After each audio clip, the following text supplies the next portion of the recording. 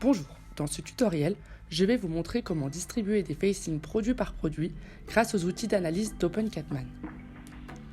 Je me rends dans la troisième section, analyse d'espace. Je vais dans ce tutoriel vous expliquer les deux fonctionnalités, facing minimum, puis optimisation de l'espace. Il est bon de les utiliser de façon successive en adoptant le principe de répartition d'espace. Le but est de d'abord affecter un espace minimum à chaque produit en fonction de sa rotation, c'est-à-dire sa vente en unités. Puis, une fois le stock minimum attribué à chaque produit, je distribue le reste de l'espace en fonction d'objectifs de la catégorie. Je commence par la première analyse de l'espace.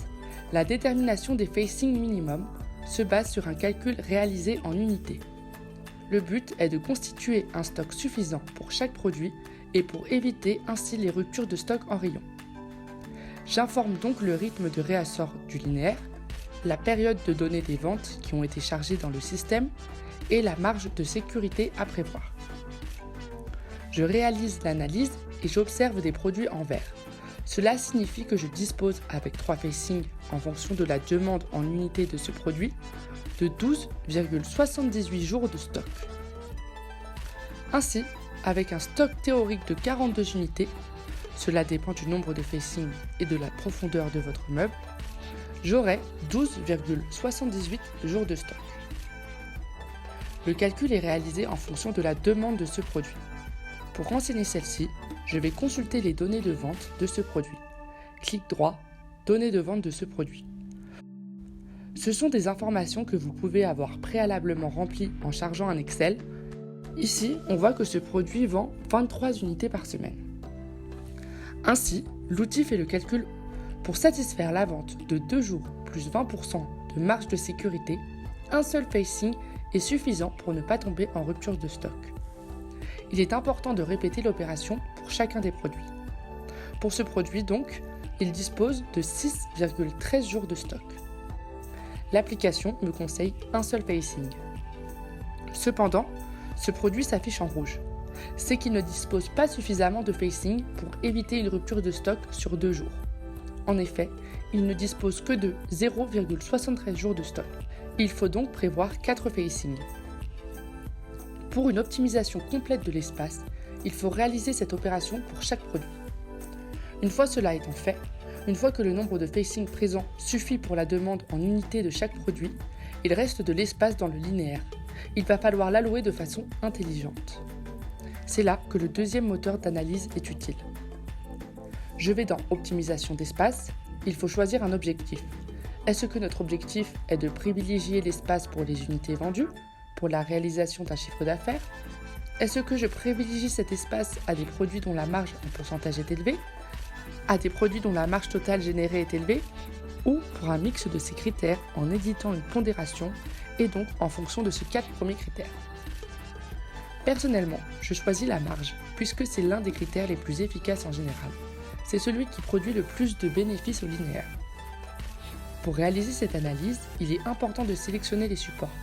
Je ne vais pas comparer la productivité des lames de rasoir avec celle des mousses ou encore avec celle des aftershaves.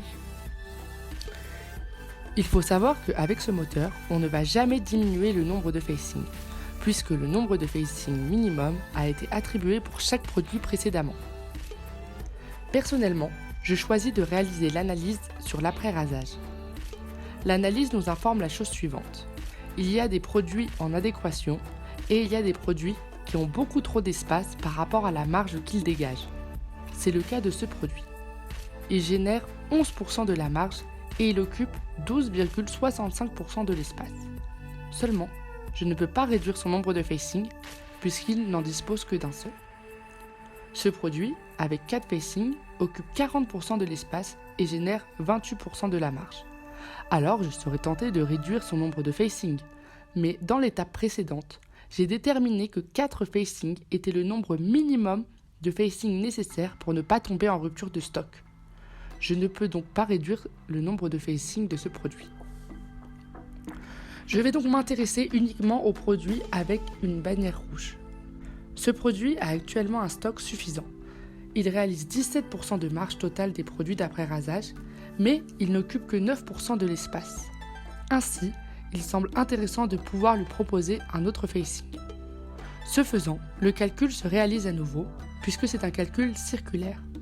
C'est maintenant ce produit qui est sous-exposé par rapport à la marge générée. Il n'a que 8% de l'espace et réalise 12% de la marge. Donc, je vais réaliser la même opération.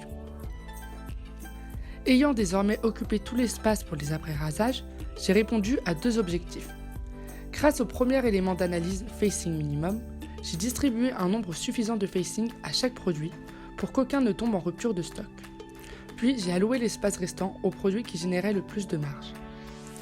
Cette méthode en ligne permet à tout le monde de réaliser des analyses d'espace grâce aux indications claires données par l'application. Cela apporte beaucoup de transparence à la prise de décision.